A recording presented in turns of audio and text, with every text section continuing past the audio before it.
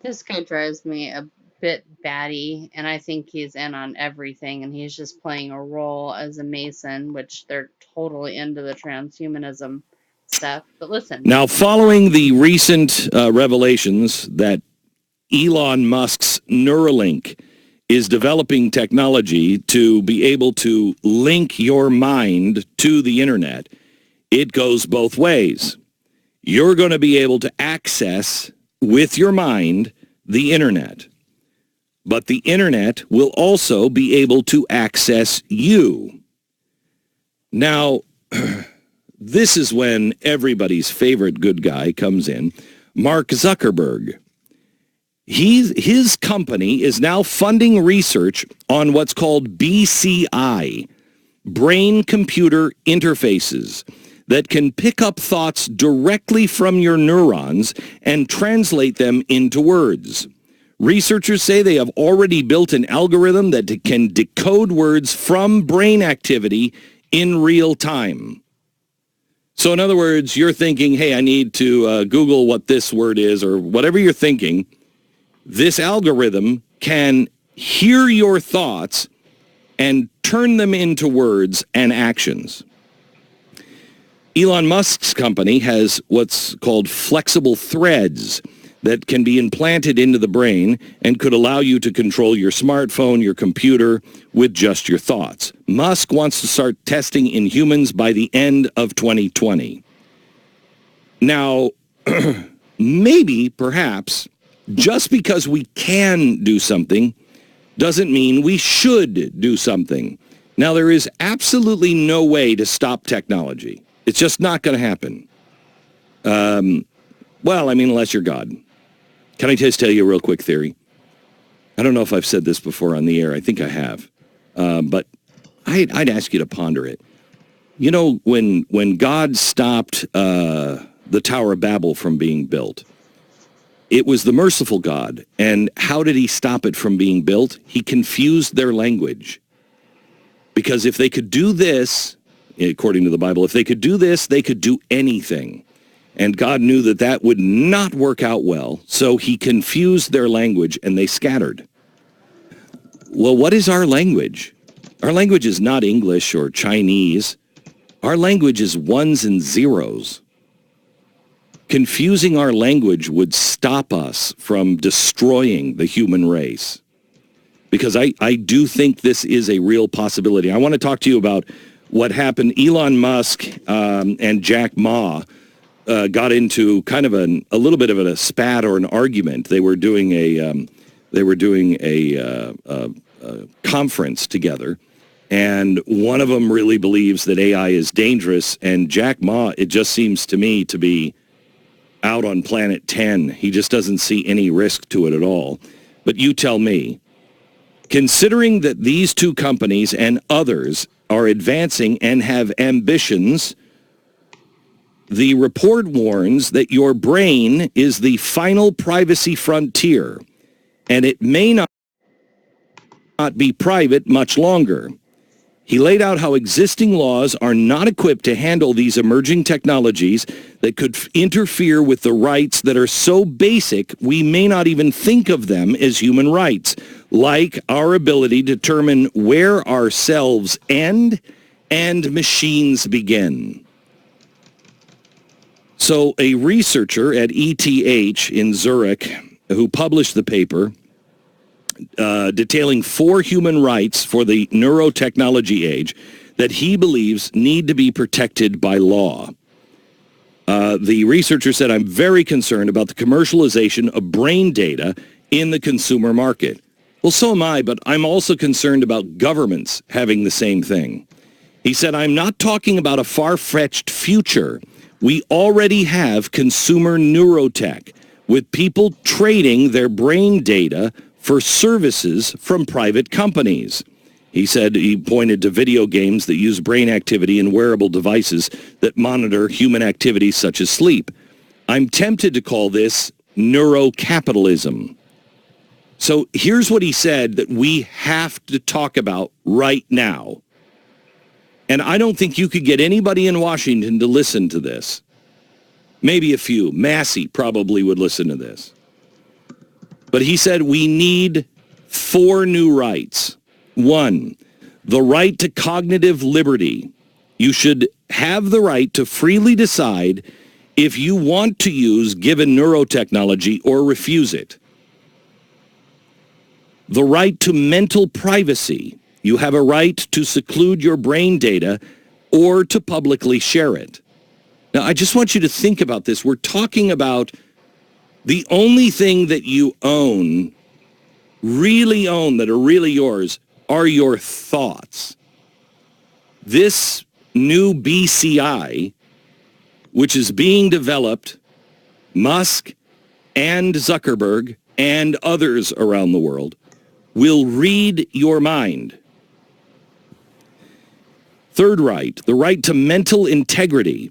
You should have the right not to be harmed physically or psychologically by neurotechnology, and the right to psychological continuity. You should have the right to be protected from any alterations to yourself, of self, that you did not authorize. Now, here's the thing. This is what they're saying.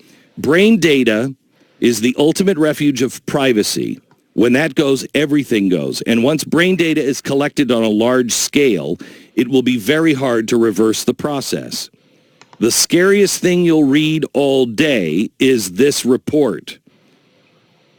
So how long, says the researcher, will it be until this is co-opted for national security purposes? According to the interview, Samuel noted that Defense Department Advanced Research Agency, that's DARPA, is already working on neurotechnologies that could be used on soldiers. He said there's already a military-funded research to see if we can monitor decreases in attention levels and concentration with the hybrid BCIs that can read deficits in attention levels and then rewrite the brain to increase alertness through neuromodulation. These are DARPA-funded projects that attempt to do so. Wow. And we're still arguing things like what? That you're born as a man and now you can choose to be a zebra and we all have to, look at what we're headed towards. Don't you think we should stop and talk about this? There's no need for torture anymore. They'll literally be able to read your mind. There's no need for indoctrination camps. All that China has to do is just implant people with this technology, and they can rewrite their brain to be, what, a Stepford wife? Don't you think at times we're talking about the wrong things? System. Since 2014 in China, the social credit system it has been implemented and is evolving into a single nationwide point system for all Chinese citizens. And it is akin to a financial credit score. It follows you everywhere. There is no place to hide from the cameras. It is evolved now into you have to have a certain app on your phone, and they monitor you every day. You take this app, you open it up, and you have to kind of take a test about what the great leader is doing today. And it gives you all the news of what the great leader is doing and what the communists are doing that is so good for you. Then you have to take a test. If you don't open that app every day, your social credit goes down. If you're not taking that test, your social credit goes down. They track you and feed you everything that they want to feed you, and you must consume it. If you jaywalk across the street, your social credit goes down. If you speak ill about the country, your social credit goes down. If you are talking to someone who has a low social credit score, your social credit goes down. It is horrible what is happening in China. It is becoming a true police state, Orwellian 1984. And it aims to punish for any kind of transgression that can include membership in or support for the Falun Gong or Tibetan Buddhism. If you haven't paid your debt, if you have excessive video gaming, criticizing the government, late payments, failing to sweep the sidewalk in front of your store or house, smoking or playing loud music on trains, jaywalking, anything that is unacceptable by the Chinese government.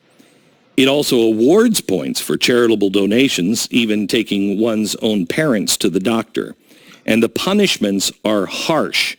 There are bans on leaving the country, bans on using public transportation. So in other words, sorry, all of a sudden you get to the bus and your phone says, offender, not enough social credit, you have to walk. You're not taking a bus. You can't check into certain hotels. You will immediately not be hired for any high visibility job. If you have spoken out against the government, you have posted something that shouldn't have been posted, your children will be pulled out of the private school and may not even make it into a public school. It can result in slower internet connections and also social stigmatization because you are now registered on a public social blacklist. Your face actually goes up on billboards, electronic billboards, in your neighborhood. And anyone who interacts with you, their social credit goes down. They brag that they can keep people locked in their house just because they won't be able to go anywhere. It is authoritarianism gamified.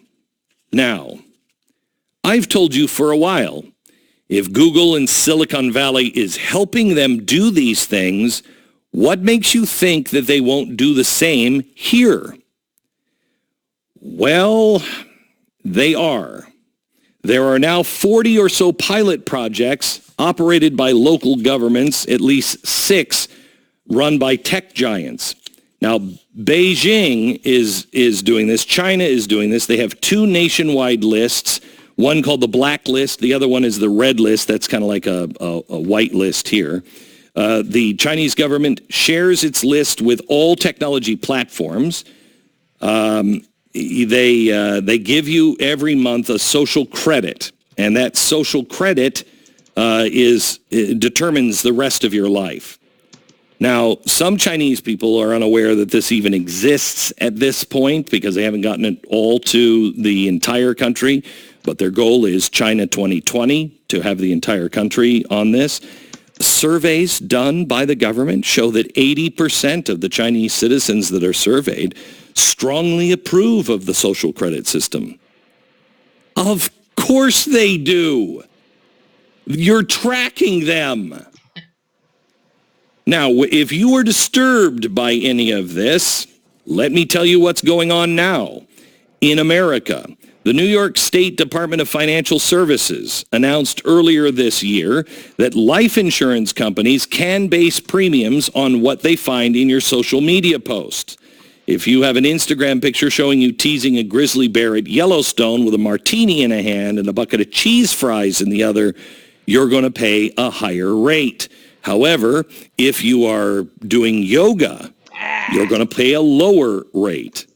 Anything that shows you're healthy and wise, you're going to get a lower rate. Anything that shows you that you are doing anything at all dangerous, you're going to get a higher rate. Now, that seems kind of reasonable. It's like, well, you know, I have insurance on me. I can't go to a war zone. I can't fly a plane.